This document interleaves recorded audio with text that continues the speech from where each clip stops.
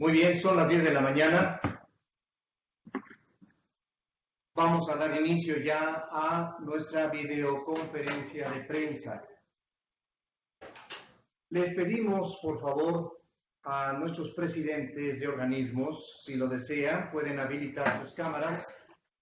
Y a todos los que están conectados en esta videoconferencia, les rogamos que por favor sus micrófonos los apaguen o los pongan en mute. Eso es muy importante, por favor. Sus micrófonos en mute. Acompañan en este momento al licenciado Carlos Salazar, presidente del Consejo Coordinador Empresarial, el señor Bosco de la Vega, el señor Gustavo de Hoyos, Antonio del Valle, Valentín Díez, Manuel Escobedo y Natán Poplauso. Parece que no nos falta ahorita alguno de nuestros presidentes, independientemente de que se vayan a conectar en este momento. Por favor, Carlos, tienes la palabra en este momento. Muy buenos días, compañeros de las organizaciones empresariales. Muy buenos días a todos nuestros amigos reporteros. Seguiremos utilizando este medio de comunicación con todos ustedes mientras dure la contingencia sanitaria, que como todos estamos enterados, ayer pasamos a la fase 2. Estamos nosotros muy atentos de lo que está sucediendo en nuestro país, lo que pasa con nuestras empresas, nuestros asociados y el impacto que esta crisis está causando en las actividades económicas, la vida diaria de todos los mexicanos. Desde el Consejo Coordinador Empresarial hemos aplaudido todas las medidas de salud y de seguridad que está tomando la autoridad. Nos parece que deberíamos de poner todavía más foco en tratar de que la población esté perfectamente enterada, de que haya una mejor comunicación, quizás más detallada del tipo de medidas que se están tomando por la autoridad. El día de ayer recibimos la comunicación de pasar a la fase 2. Quedaron una serie de dudas que hemos nosotros sometido a los diferentes secretarios de Estado, sobre todo en el caso del secretario del Trabajo, sobre todo en el caso de la Secretaría del Trabajo, para tratar de definir con mayor claridad qué se debe entender por industrias estratégicas y cuáles industrias nos parece a nosotros que no están incluidas en el comunicado del día de ayer. Sobre todo en lo referente a alimentos y bebidas, que son industrias enormemente importantes en este momento y que deben de seguir operando en el día a día, en nuestra opinión, y que no están incluidas como industrias estratégicas en el comunicado del día de ayer. Ya hicimos la consulta, ya hicimos la pregunta y por lo pronto estas empresas siguen en sus procesos de fabricación y de distribución hasta que no se nos diga lo contrario, porque nos parece que por alguna omisión no fueron incluidas en esa normativa. Seguimos esperando, hoy es el 11º día que pasa desde que nosotros sometimos a la autoridad nuestras 10 propuestas de qué hacer en frente de esta contingencia económica. Hemos explicado varias veces que nos enfrentamos a dos tipos de problemáticas. Una, que tiene la prioridad de todos los mexicanos, que los empresarios estamos haciendo lo consecuente, que es la prioridad de salud. Insisto, ahí estamos obedeciendo y tratando de promover al detalle todas las indicaciones que nos ha dado la autoridad. En la segunda parte, nos preocupa enormemente las consecuencias de la contingencia de salud y cuál es el impacto que estas consecuencias están teniendo en la vida diaria de las empresas. Cada hora, cada minuto que pasa, alguna actividad económica se está deteniendo o está disminuyendo sensiblemente su actividad, de tal manera que este impacto en el valor agregado del país pues está teniendo consecuencias, y aprovecho estar enfrente de todos ustedes para volver a repetir una vez más que los empresarios no no estamos pidiendo disminución de impuestos, no estamos pidiendo que se nos dé ninguna concesión especial. Lo que nosotros dijimos en ese decálogo es acciones que le benefician a la economía como un todo y acciones que tratan de proteger a los más desprotegidos, valga la expresión, a las empresas pequeñas, a las medianas. Hemos sugerido qué hacer con los salarios, hemos sugerido qué hacer para tratar de que las transacciones diarias sigan teniendo validez, para darle la liquidez a los mercados que se requieren, para actuar los bancos de desarrollo realmente como avales del sistema financiero, para que todo el sistema financiero pueda seguir operando correctamente en el día a día, y acciones inclusive que van más allá y que tienen que ver ya con el periodo posible de recuperación que esperamos no exceda los 60 o 90 días. En ese tenor, en esa forma de pensar, hemos sugerido una herramienta que ya utilizó el gobierno en el pasado cuando los sismos y que fue enormemente efectiva para la reactivación, que fue aplicar la depreciación acelerada. Pero en ninguno de estos puntos, y lo vuelvo a repetir ante ustedes, se está pidiendo condonación de impuestos o se está pidiendo que se modifique la estructura fiscal actual. Sí estamos pidiendo plazos, como lo hizo ayer la Asociación de Banqueros, a la cual felicito a través de este medio. Probablemente esté ya conectado el Luis Niño de Rivera, que es el presidente de la Asociación de los Bancos, por la medida tan oportuna, tan eficaz y tan inmediata de todo el sistema financiero mexicano, tratando de apoyar a toda su clientela, a todos aquellos que tenemos alguna deuda o tenemos alguna relación directa con la banca. Esto es lo que estamos esperando de la autoridad, plazos para poder nosotros entender si el 31 de marzo hay algún plazo para el pago de los impuestos de las personas morales, si el 30 de abril, cuando nos toca a las personas físicas hacer nuestra declaración anual de impuestos, va a haber plazos, si en todos los plazos establecidos por el SAT para las diferentes instancias que el contribuyente tiene que hacer con la autoridad, existe algún condicionamiento, alguna orientación de qué tenemos que hacer con los plazos. Porque por otro lado, las oficinas están cerradas y se han llenado completamente las peticiones de cita a través de Internet, de tal manera que cuando los contribuyentes están pidiendo alguna firma adicional, alguna situación que tenían pendiente con las oficinas del SAT locales, no están teniendo respuesta. Y entonces el contribuyente, pues obviamente se encuentra en una situación de indefinición. Ese es el tipo de acciones que nosotros estamos sugiriendo a la autoridad, le estamos pidiendo a la autoridad. Y por último, les comento a mis amigos periodistas que hemos intentado convencer a la autoridad de, sobre todo, de lo que le hemos llamado un salario de subsistencia que le permita a todo aquel que quede sin empleo, que pueda pasar esta crisis, poder de alguna manera satisfacer sus necesidades básicas para él y para su familia, y todavía no tenemos respuesta a este paquete de peticiones. Estoy seguro que me van a preguntar también qué pensamos alrededor de la suspensión de la construcción de la planta de cerveza en Mexicali.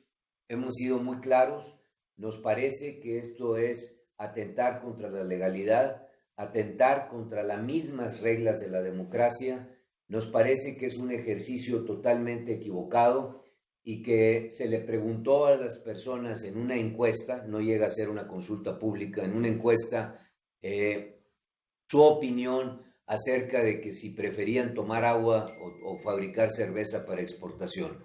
Es obvio que se preguntó en un momento en que al mismo tiempo se le decía a la gente que permaneciese en sus casas, que no salieran, y un pequeño grupo de personas también movilizadas, incluyendo a la Secretaría del Medio Ambiente. Tenemos videos, los videos han estado en las redes sociales, tratando de movilizar personas para que ellas pudieran tratar de votar en contra de la construcción de la planta.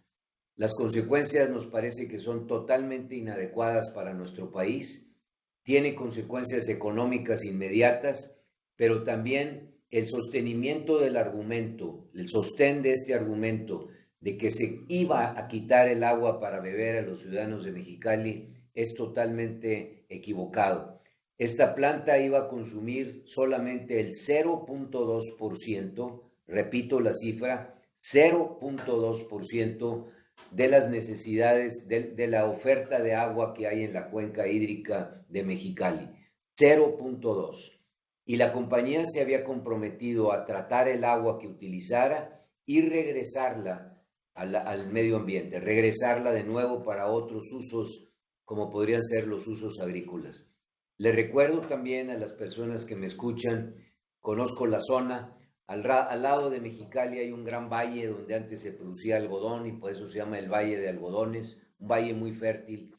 Los usos agrícolas del agua en esa zona son el 70% del total de agua que se consume. Ese 0.2 se iba a regresar a que la parte agrícola, el consumo agrícola tuviera suficiente abasto para sus propias necesidades. Era totalmente neutral desde el punto de vista hídrico. De tal manera que todos estos argumentos avalan el por qué nosotros creemos que es una mala decisión. Y por último, quisiera invitarlos a todos los reporteros a que lean una declaración del secretario del Medio Ambiente hecha el día de ayer, en donde él califica a los empresarios como el verdadero virus, el virus que de alguna manera está atacando al país y nos coloca realmente, porque así fueron sus palabras, en alguien que tiene que ser combatido, sobre todo las empresas más grandes del país, porque somos un depredador del medio ambiente y al final del bienestar de los ciudadanos del país. No podemos pensar en una posición más equivocada que la del secretario del Medio Ambiente respecto a lo que México requiere, lo que México necesita y lo que es la responsabilidad de los empresarios en el actuar del día a día. Si tiene algo que denunciar, que lo denuncie. Si tiene algún empresario que de alguna manera está haciendo un uso equivocado de sus recursos y afecta con esa utilización al medio ambiente, que también lo denuncie, pero que no detenga la marcha y el crecimiento y el valor agregado de todos aquellos que tenemos que subsistir y tenemos que vivir. Nosotros no vivimos de un sueldo que nos paga el Estado, vivimos de nuestro trabajo diario y a través de ese trabajo diario generamos los impuestos que por otro lado sostienen a todo el aparato productivo. Así que hacemos un llamado respetuoso al secretario que sus opiniones como activista del medio ambiente las deje como activista, pero que por ningún motivo las maneje en su responsabilidad como secretario, porque esperamos de él que cuide el medio ambiente, que cuide los recursos naturales, que cuide todos los recursos que los mexicanos requerimos, pero que no utilice este tipo de argumentos para detener la marcha y el desarrollo económico de las diferentes comunidades. Termino con esto y empezamos la sesión de preguntas y respuestas. Las tomo de todos mis compañeros periodistas y las vamos repartiendo entre los diferentes presidentes de las organizaciones y las que yo tenga que contestar con todo gusto se las contesto. Oscar. Carlos, muchas gracias. Nuevamente, muchas gracias a todos nuestros compañeros y compañeras de los medios de comunicación que hoy nos acompañan. El primer bloque de preguntas vamos a tener con César Méndez, por favor, de TV Azteca. El siguiente será Miguel Ángel Enzástegui, 24 horas, y Eduardo Ruiz, de Uno TV. Voy a repetir el primer bloque de preguntas. Carlos, el primero es César Méndez, de TV Azteca, Miguel Ángel Enzástegui, de 24 horas, y Eduardo Ruiz, de Uno TV. César, si eres tan amable, por favor, con tu pregunta. Hola, ¿qué tal? Buenos días. Habla César Méndez, ¿cómo están? Son dos preguntas. La primera tiene que ver, don Carlos, con la consulta. Estamos hablando de que votó un 3% del padrón electoral de Mexicali. ¿Esto qué nos diría, don Carlos? Si es un problema también que tendría que ver con la legitimidad de esta consulta, cómo este pequeño grupo, bien dice, se está avalando que se vengan abajo 1.400 millones de dólares.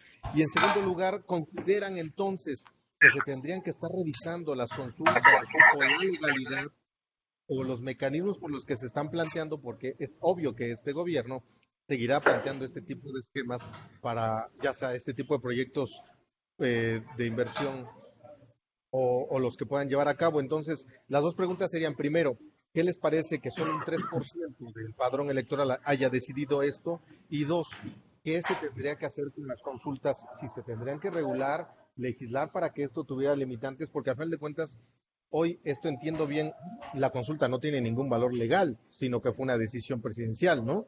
Gracias. Muy bien. Pasamos a la siguiente pregunta. Hola, ¿qué tal? Muy buenos días. Quisiera saber de pura casualidad bueno, gracias.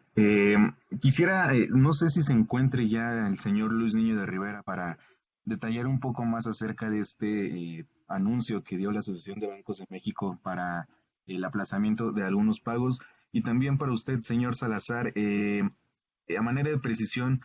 Como tal, no sé si la Secretaría de Hacienda ya se haya comunicado con ustedes o con algunos empresarios para detallar el plan de los recursos, de cómo se van a manejar o las transferencias o los apoyos a las pequeñas y medianas empresas, y también saber si creen que ustedes estas medidas son suficientes o qué haría falta para pues, evitar un mayor deterioro de las empresas en el país. Gracias.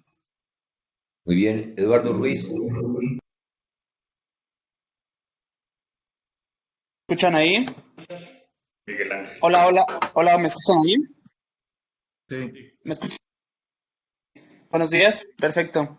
Primero que nada, buenos días, gracias por su atención. Quisiera preguntarles qué productos del campo se han visto afectados, han frenado su exportación en los últimos días, cuánto ha significado en pérdidas. También preguntarle, veo que está ahí el señor Netan Paplamsky, preguntarle si ya tienen una evaluación hasta el momento de cuáles han sido las afectaciones por cierres, por la pandemia.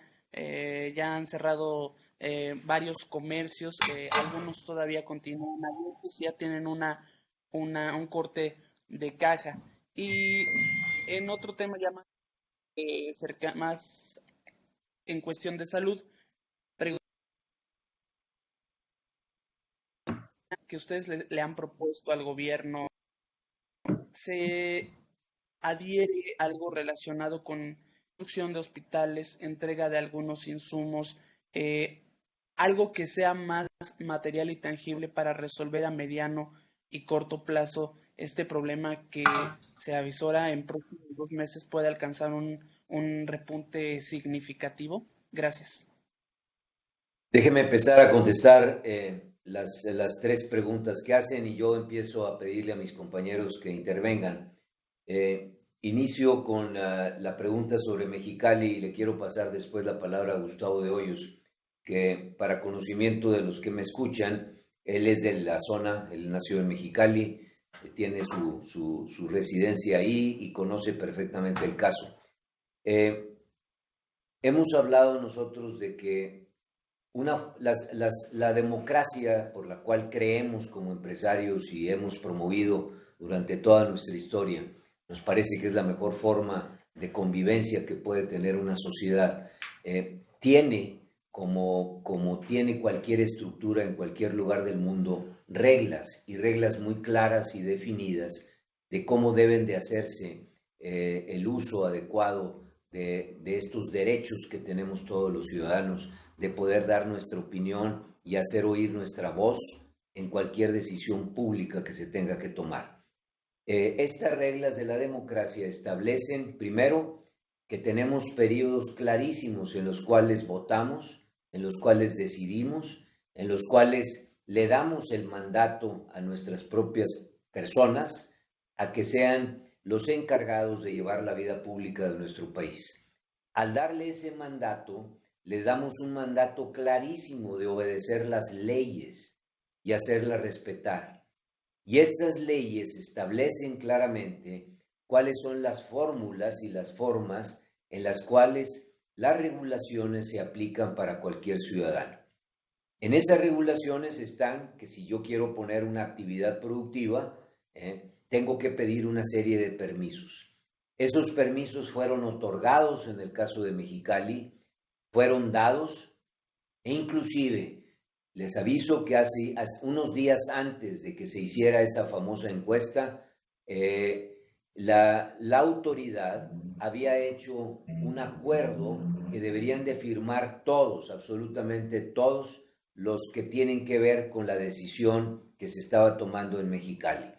Un acuerdo donde la empresa se comprometía a lo que ya dije, a regresar el agua, un acuerdo donde la autoridad le permitía a la compañía continuar con sus actividades de una manera normal y un acuerdo donde todas las instancias legales necesitaban tener un compromiso. Ese acuerdo se hizo ante la Secretaría de Gobernación y la única instancia que no lo firmó o que no estuvo dispuesto a firmarlo fue la Secretaría del Medio Ambiente Federal. Ella fue la que promovió la consulta pública y una consulta, como tú mismo dijiste, César, en donde solo participó una pequeñísima parte de la población porque no se debió haber realizado en un momento en que la autoridad sanitaria del país nos estaba diciendo que nos quedáramos en nuestras casas. Entonces, era una incongruencia. Quédate en tu casa y al mismo tiempo sal a votar para ver si quieres o no la famosa fábrica de Mexicali. Los empresarios hemos levantado la voz no solamente por el caso de Mexicali y no solamente porque nos ocupe y nos preocupe la vida que puede tener una sola unidad o un solo agente económico, que para eso estamos, para defender a todos. Pero aquí lo más importante es que se está soslayando los derechos de un ciudadano y que estamos mandando un mensaje equivocado a todo aquel que confía en nuestro país para arriesgar su capital, para arriesgar sus inversiones, para de alguna manera crear valor agregado. Esa es nuestra preocupación de fondo. No podemos seguir tomando decisiones en México en función de grupos, quizás movilizados fuera de las reglas de la democracia, sin la estructura y las fórmulas que ya están definidas. Fíjense, cuando votamos, tenemos una tarjeta de elector, se nos pide, se nos avisa, se nos prepara, los ciudadanos actúan, hay meses anteriores para poder de alguna manera definir la fórmula en la cual nosotros vamos a seleccionar a nuestras autoridades. Aquí, en una pequeñísima encuesta, paras y decides qué es lo más conveniente para una ciudadanía. Nos parece un error y nos parece un uso inadecuado de las reglas de la democracia. ¿Quieres agregar algo, Gustavo? Sí, muchas gracias, Carlos. Muy buenos días a todos los compañeros del CCE y a los medios de comunicación. Suscribo íntegramente lo que acaba de comentar Carlos. Solamente, a lo mejor también en mi carácter de local, hacer algunas profundizaciones de lo que muy bien ya mencionó Carlos. Primero, decirles categóricamente que la operación planeada de la empresa de ninguna forma compromete la viabilidad hídrica del Valle Mexicali.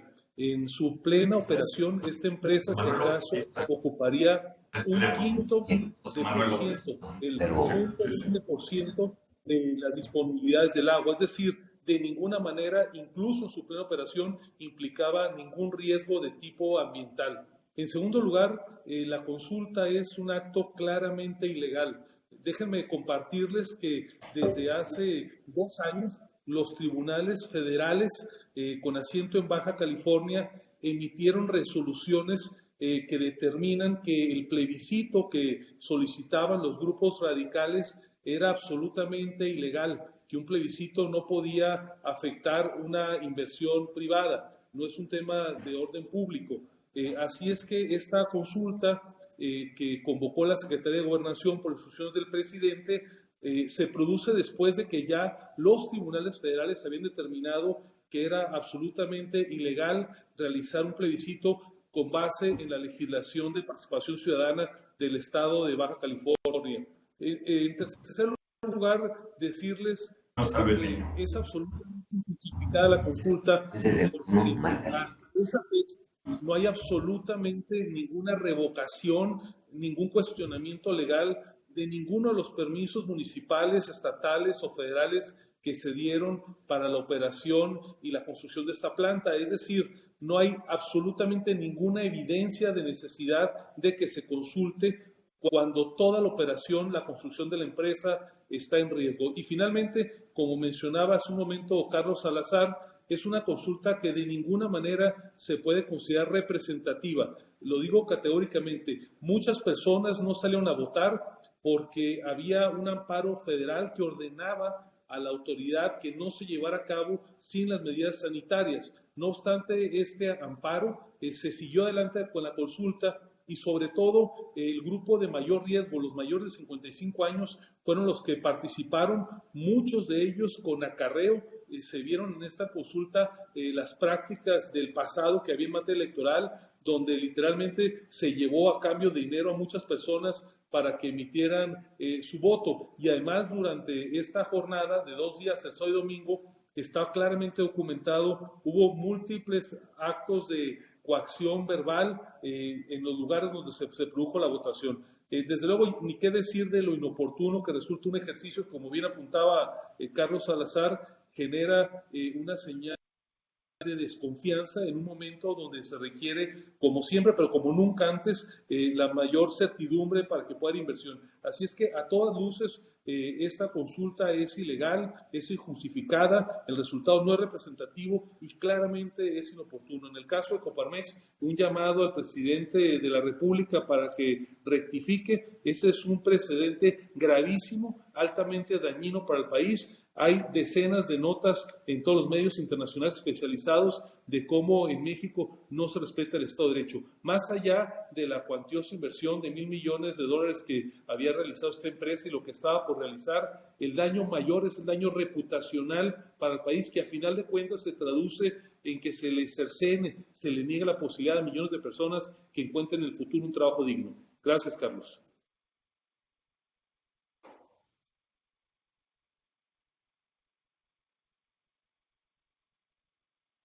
Efectivamente, Luis está hoy, en este momento, sentado con las autoridades para ver todos los temas relacionados con la asociación de bancos. Van a tener que, al final, que ponerse de acuerdo con la Comisión Nacional Bancaria y en función de lo que la Comisión Nacional Bancaria decida, serán las decisiones que se tengan que tomar respecto a cómo va a actuar los bancos. Ya hay bancos, ustedes lo han captado, que por mutuo propio han hecho programas para sus propios clientes. Yo diría que ese tema hay que preguntárselo directamente a las 3 instituciones bancarias que ya salieron públicamente a ofrecer apoyos a sus clientes, pero la parte fundamental, que es la negociación que está haciendo la Asociación de Bancos, que es uno de los agremiados aquí en el Consejo Coordinador Empresarial, deberá de tener su conclusión en la medida en que platique con la Comisión Nacional Bancaria y lleguen a los términos que deberían de tener. Nosotros aplaudimos las medidas porque nos parece que están actuando en consecuencia y quieren adelantarse a lo mismo que le estamos pidiendo a la autoridad, que es evitar problemas en el camino. Respecto a la pregunta sobre la Secretaría de Hacienda y el plan de recursos para pequeñas y medianas, vuelvo a decir lo que dije en la introducción de esta conferencia de prensa. Hoy es el 11º día desde que presentamos nuestro decálogo, nuestras ideas de cómo deberíamos de enfrentar esta crisis. No hemos tenido respuesta. La respuesta del día de ayer de la Secretaría de Hacienda fue adelantarle los recursos a los estados. ustedes lo escucharon, darle un fondo adicional a la Secretaría de Salud para el enfrentamiento, para enfrentar los problemas sanitarios y también autorizarle una partida especial a las Fuerzas Armadas, tanto el Ejército como la Marina, para que puedan aplicar el programa del DN3, que es el que aplica el Ejército en cualquier situación de problemáticas públicas. Entonces, eso es lo que hemos visto como actuación por parte de la Secretaría de Hacienda. Seguiremos insistiendo en la Secretaría de Hacienda y yo les pido a los compañeros reporteros nos ayuden a dejar claro que los empresarios no estamos pidiendo que nos rebajen los impuestos, no estamos pidiendo que nos venga a salvar nadie, estamos pidiendo que haya los plazos definidos, las contingencias que se tengan que tomar con la mayor claridad posible y número 3, lo más importante, que defendamos los puestos de trabajo, que apliquemos cualquier apoyo para que no perdamos empleos en México. Eso es lo que estamos pidiendo. Paso a las preguntas de Eduardo Ruiz y le pido a Bosco que conteste la primera. Bosco, estás por ahí, ¿verdad? Afirmativo, mi querido Carlos. Buen día a todos. Eduardo, pues decirte que el sector agroalimentario está trabajando a toda su capacidad, cuidando los temas de sanidad y la cuidad de nuestros productos y nuestros trabajadores. Decirte también que a iniciativa del CNA, el día próximo viernes, el día 27, estaremos con el secretario de Agricultura, nos acompañará Vicente Yáñez de Antar, Enrique González Muñoz de Cacá, Miguel Ángel Gracián de Centrales de Abasto, Federico González de Banco de Alimentos, Félix Martínez, nuestro vicepresidente de Seguridad, Laura Tabaño de Comunicación, Jorge Narváez de Logística, nuestro director Luis Fernando de Aro. ¿Con qué intención? Vemos que vamos hacia una crisis y esa crisis queremos que la cadena de suministro de alimentos esté trabajando tanto para el mercado nacional como para el extranjero. Queremos ahí establecer medidas de seguridad claras para la producción en origen, en campo, el almacenaje, transporte, centros de distribución, cadenas de supermercados, centrales de abastos, pequeños abarrotes, pero también queremos buscar el apoyo para los más necesitados de nuestro país. Entonces, decirte que el campo está al 100%, más sabemos que vamos a una crisis que va a ser muy fuerte y queremos estar preparados para las diferentes etapas que se nos van a ir presentando. Muy bien, Bosco.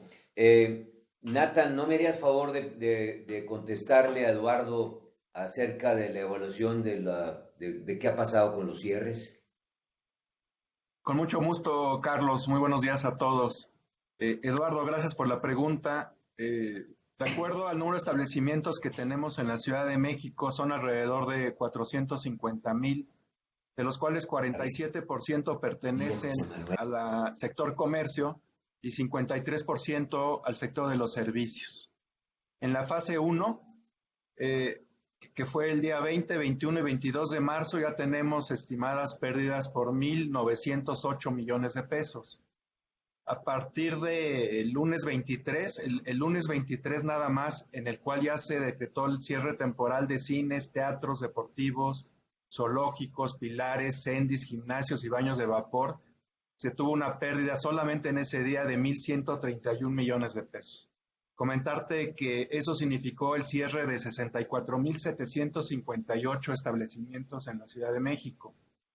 La fase 2, que fue decretado a partir del día 24 de marzo, donde se tomaron medidas más estrictas, aunque no se decretó el cierre de ningún tipo de establecimiento adicional, tenemos estimado una pérdida de 1,150 millones de pesos. Gracias, Nathan. Por último, Eduardo, la pregunta sobre los hospitales y los insumos de los mismos, le voy a pedir a José Manuel López Campos, que es el presidente de la CONCANACO, nos haga favor de contestar la pregunta. José Manuel, estás en Mérida, ¿verdad? José Manuel. Estaba conectado, Eduardo. Ahorita esperemos que se conecte y regreso con la última parte de tus preguntas. Pasamos al siguiente bloque, por favor, Oscar. Oscar. Bueno, ya. Sí, Carlos, con mucho gusto. El siguiente bloque es para Verónica Gascón, por favor, del periódico Reforma, a Miguel Ramírez, de Dinero, Negocios y Finanzas, y por último a Juan Luis Ramos, del Sol de México. Repito, Verónica Gascón, Miguel Ramírez y Juan Luis Ramos, por favor. Vero, si eres tan amable. Sí, buenos días. Buenos días. Sí, la pregunta sería, señor, ¿a qué se refiere con este concepto de salario de subsistencia que le están proponiendo al gobierno federal? Y si eso significaría, pues, que dejarían de pagar los salarios como normalmente lo hacen. Eso es una... Y, bueno, ¿ustedes cómo interpretan el decreto que se publicó ayer? Si ya significa una contingencia sanitaria y si todos los, digamos, centros de trabajo tienen que mandar a su casa a los trabajadores. Sí, sigue la siguiente pregunta. Miguel Ramírez, ¿estás ahí? Miguel.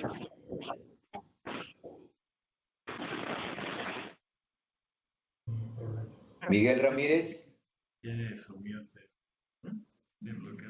Pasa entonces a Juan Luis Ramos, por favor. Juan Luis Ramos, ¿nos escuchas? Juan Luis Ramos, del Sol de México, por favor. Hola, buenos días. ¿Me escuchan? Sí. Juan Luis Ramos, del Sol de México. Adelante, Juan, por favor. Gracias, buenos días. Esta pregunta es para el señor Carlos Salazar y también ver si Gustavo de Hoyos me puede dar su opinión al respecto sobre los decretos que se publicaron ayer y también el lunes, uno que se publicó que establece al COVID como enfermedad de grave atención prioritaria. En un escenario en el que se declare un estado de emergencia en el país, ¿qué implicaría esto para las empresas y la actividad productiva? Es decir, ¿puede darse el escenario en el que el Estado recurra a requisas de industrias o empresas para utilizarlas ante la emergencia? Y bueno, ¿en qué momento el Estado puede tomar decisiones sobre las empresas?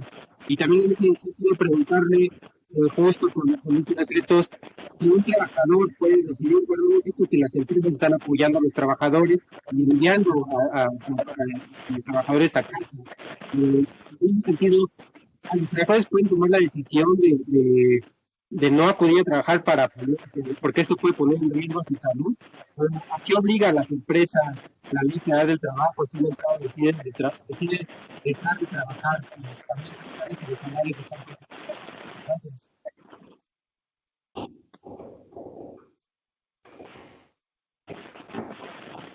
Muy bien, empezamos a contestar, si les parece. Verónica, nosotros hemos definido que debe haber un salario de subsistencia. No le pedimos a la autoridad que definir un monto. Lo que le hemos dicho es que ese salario podríamos pagarlo entre las empresas y el Estado, como se ha hecho en otros países del mundo.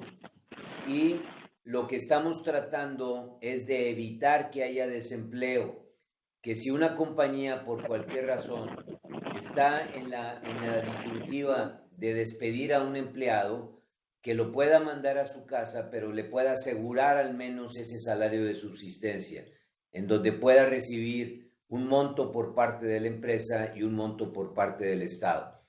Le pedimos a la autoridad que defina si eso debería de ser de 5,000 pesos o de 3,000 pesos o de cuántas veces el salario mínimo, pero que fuera en función de los recursos con los que cuenta el Estado para poder enfrentar esta contingencia. En cuanto al decreto de ayer, aprovecho para contestar las dos preguntas y ahorita le pido a Gustavo que adelante también su comentario sobre el decreto. Juan Luis Ramos también nos pregunta sobre el decreto. Voy a hacer varios comentarios sobre el decreto del día de ayer. Primero, es muy importante que en la medida que avancen las medidas de contención del coronavirus, haya la mayor claridad posible en el alcance de estos comunicados por parte de la autoridad. Lo primero que estamos pidiendo para que ustedes lo puedan reportar adecuadamente, tanto tú, Verónica, como Juan Luis, que hicieron la pregunta, es claridad. Lo segundo es que podamos entregar a la brevedad todos los puntos concretos que aplica ese decreto, y ahorita voy a hacer un comentario sobre cada uno de ellos, en donde nos parece que nos falta algo de claridad. Anticipo también que el día de ayer ya mandamos a la autoridad nuestras preguntas y esperamos el día de hoy que queden totalmente definidas. Déjenme explicarles dónde tenemos, en nuestra opinión, alguna falta de claridad. Primero, ¿cuáles son las implicaciones laborales en esta suspensión de actividades derivadas del inciso C del decreto, que dice suspender temporalmente las actividades de los sectores público, social y privado que involucren la concentración física, tránsito o desplazamiento de personas? Entonces, aquí lo que estamos pidiendo es que se defina mejor esto. Y les pongo un ejemplo.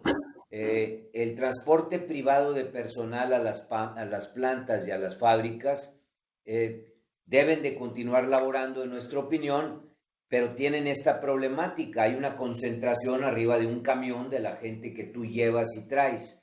Ese es el tipo de cosas que requieren claridad.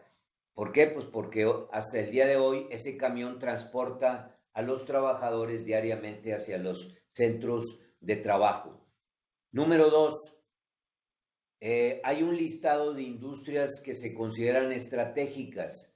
Dice el decreto, durante la crisis hay que asegurar que se mantengan operando adecuadamente las empresas estratégicas. En este inciso establecen un listado, pero no incluyen, voy a poner otra vez ejemplos, sectores como el de alimentos y bebidas. A nosotros nos parece que son estratégicos. Estamos tratando de asegurar el abasto.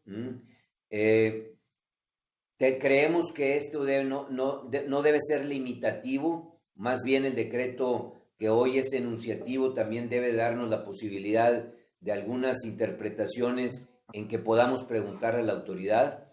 Y por último, tenemos que asegurarnos que no se rompan las cadenas de abasto. Y entonces lo que estamos nosotros pidiendo es eso, que toda aquella empresa que de alguna manera es importante en la cadena de abasto no se quede sin operar.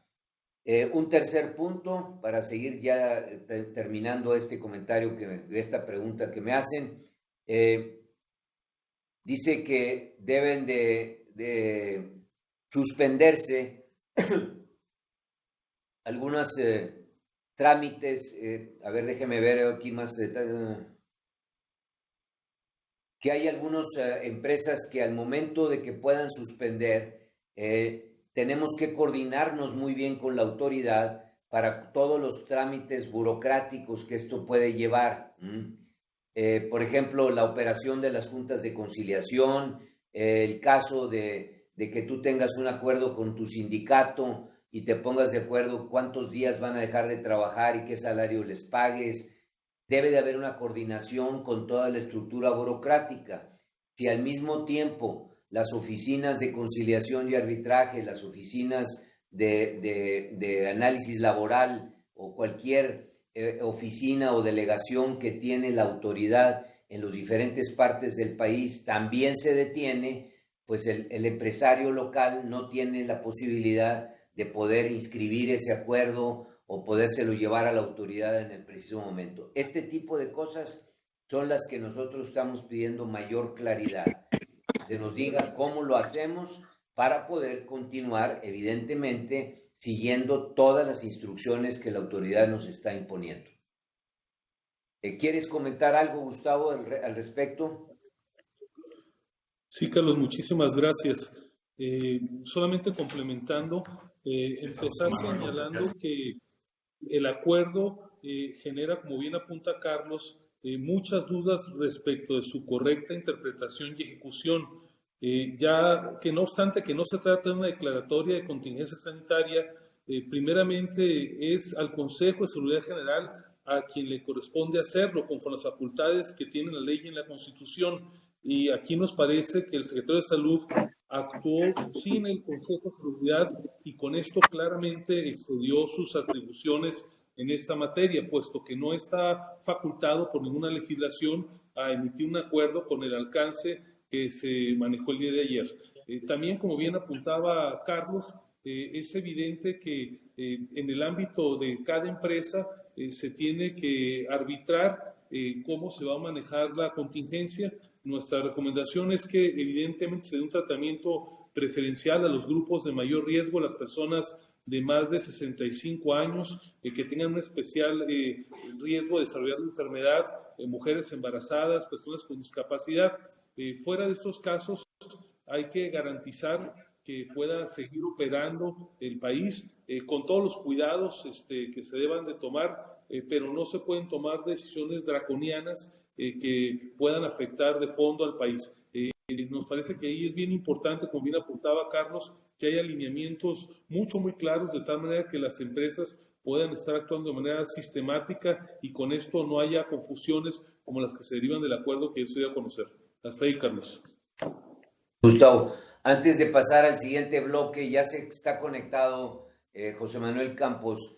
Si nos hace el favor de hacer un comentario sobre la pregunta de Eduardo Ruiz acerca de el funcionamiento de los hospitales y los insumos médicos.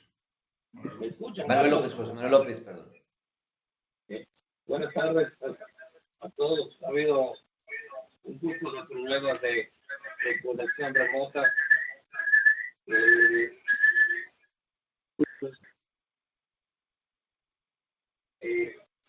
¿Escuchan?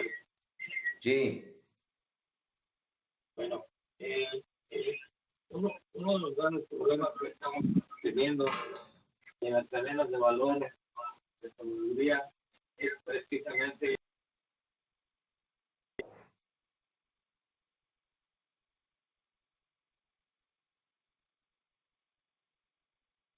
Lo perdimos desde Yucatán.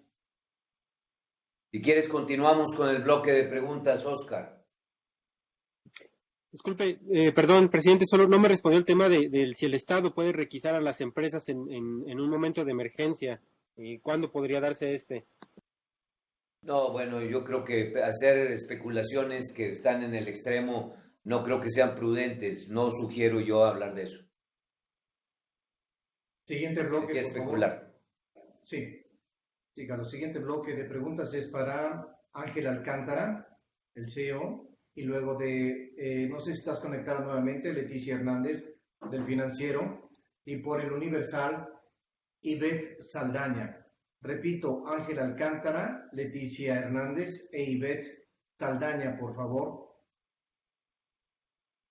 Hola, buenos días a todos. Mi pregunta va en el sentido sobre si la cancelación de la planta en Mexicali y todo el ambiente económico nacional e internacional que estamos pasando los pone a pensar dos veces en futuras inversiones que tienen programadas en el país. Y la segunda sería sobre, en últimas semanas hemos visto algunos saqueos en el Estado de México en tiendas, en cadenas de autoservicios más bien. Entonces, ¿qué medidas están tomando ante ello? ¿Y qué pasará con las tiendas departamentales que no están dentro de la lista que deberían de mantenerse en servicio? Tengo notificaciones que Liverpool aún está en operaciones, a pesar de que ayer en el DOF se haya dado la lista de las empresas, bueno, de los giros de las empresas que deben de estar ahí. Muy bien, Leticia Hernández.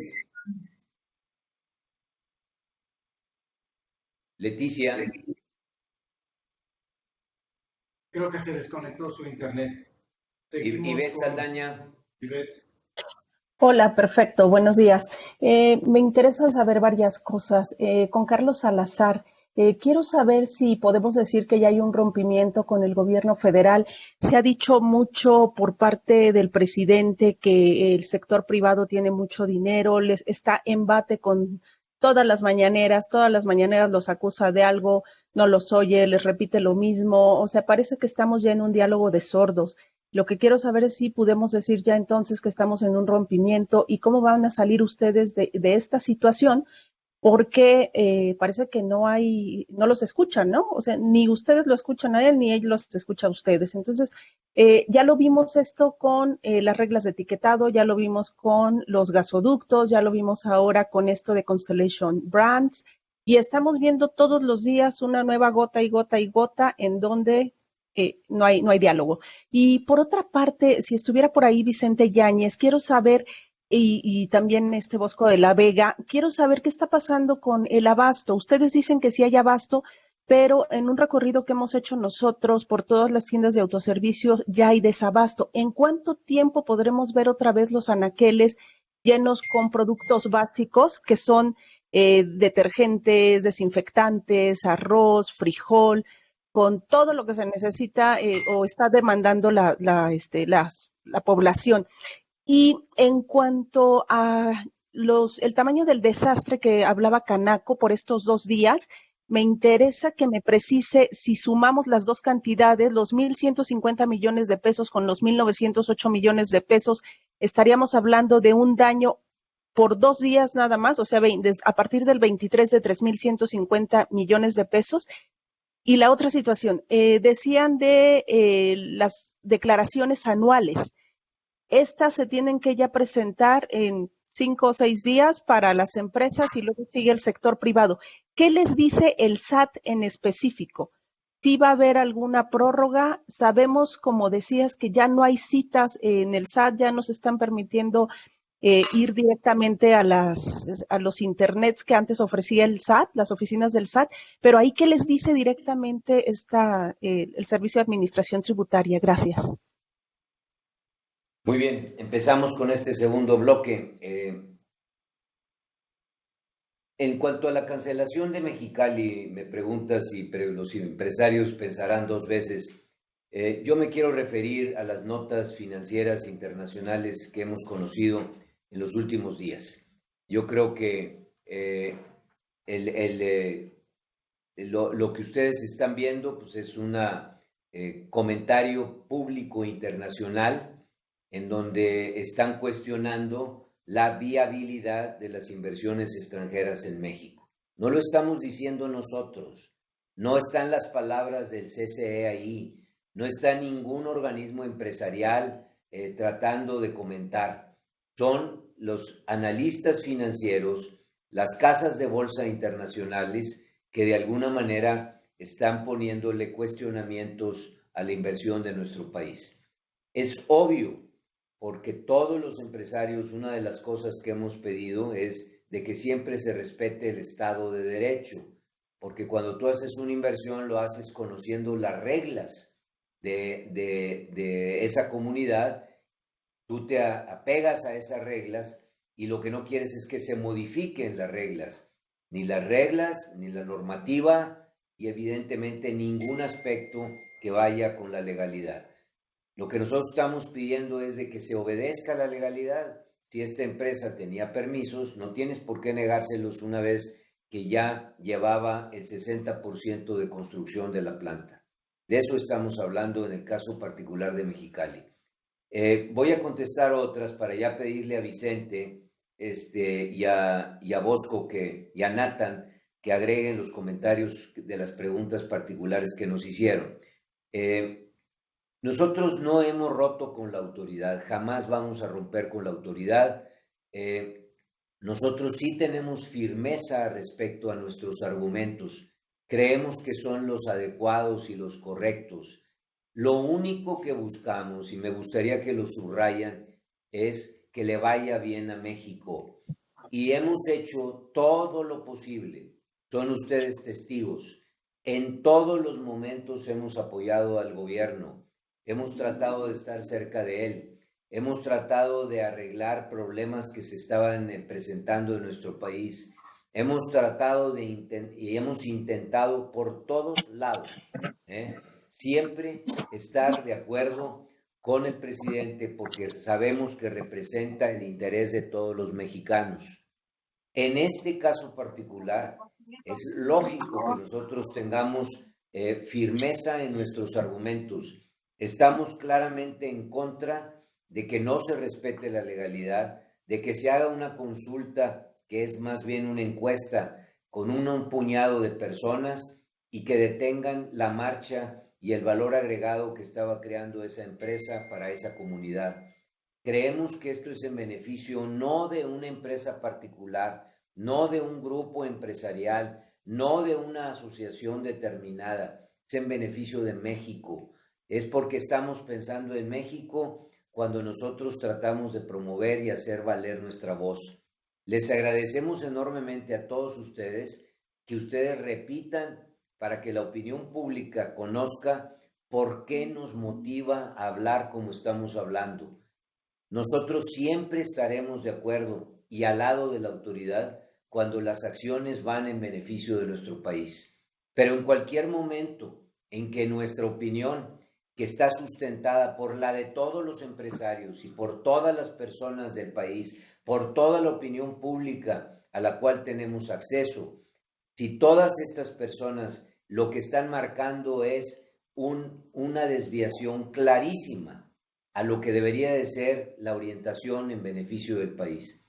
El día que tengamos oportunidad de platicar con el presidente, que así lo haremos y así tendremos, estoy seguro, el presidente siempre ha dicho que él acepta que las personas podamos pensar diferente, acepta que nosotros podamos tener opiniones distintas. Le haremos con toda firmeza y con toda claridad nuestros argumentos de por qué no estamos de acuerdo en estas decisiones y por qué creemos que estas decisiones impactan terriblemente la credibilidad, la confianza y el desarrollo del país. Oiga, ¿ustedes sí lo apoyan y él no los está apoyando o sí sienten que los apoya? Porque ustedes sí, ustedes están diciendo, los hemos apoyado al presidente y sí vemos eso, pero ¿se van a esperar 5 años sin que los escuche? Bueno, yo no quisiera tú estás queriendo poner palabras en mi boca que no son las mías. Yo no estoy hablando aquí de un equilibrio de apoyos. Estoy diciendo cuál es la manera de pensar del empresario, cuál es la manera de pensar de las organizaciones empresariales, de qué manera nosotros queremos conducir las acciones a futuro. Y vuelvo a decir, esto no es de personas, es de nuestro país. El país tuyo, el país mío, el país de todos los que estamos de alguna manera interesados por tener un mayor bienestar. Estas acciones no avalan el bienestar de los mexicanos. Eso es lo que queremos decir. Sigo aquí. Le pido por favor a Vicente que nos platique sobre los temas de abasto y los saqueos en los autoservicios. Al rato le paso la palabra. Con mucho gusto, Carlos. Con mucho gusto, Carlos. Buenos días a todos. Efectivamente, nuestra mayor preocupación hoy por hoy es que se mantenga la cadena de abasto operando. Es importante que no se den estos saqueos, que no se destruyan las instalaciones. Esto ya lo vivimos en otras ocasiones. Los Cabos es un ejemplo pequeño, pero es un ejemplo de cómo al destruir las instalaciones la cadena de abasto sufre y por ende sufrimos los habitantes que no podemos acceder a los productos de primera necesidad. Contestando a la pregunta, Leticia, hay desabasto en algunas cuantas cosas, gel, tapabocas, a lo mejor las toallitas sanitizantes, pero es muy poquito eso, y eso en algunos casos.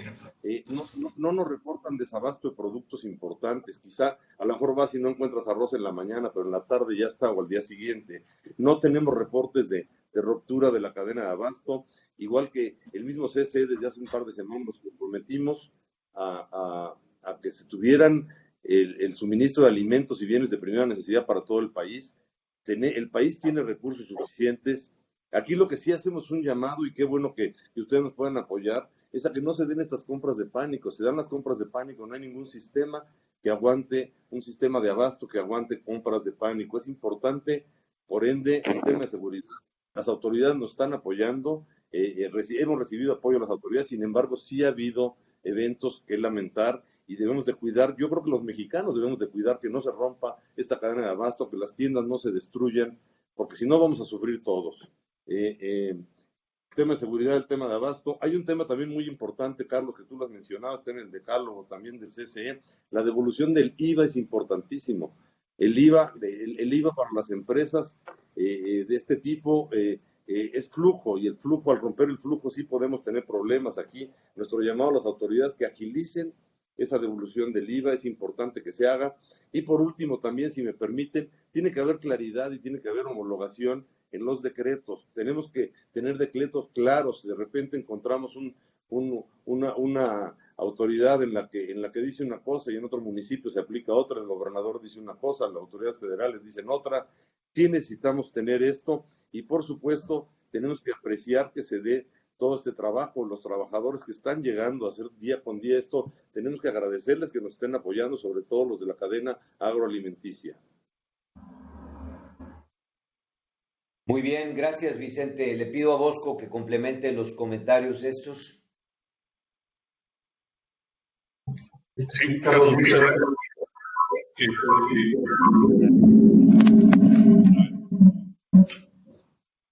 ¿Me escuchan ahí? Bueno. Es para... ¿Dónde está el bueno. Adelante, Bosco.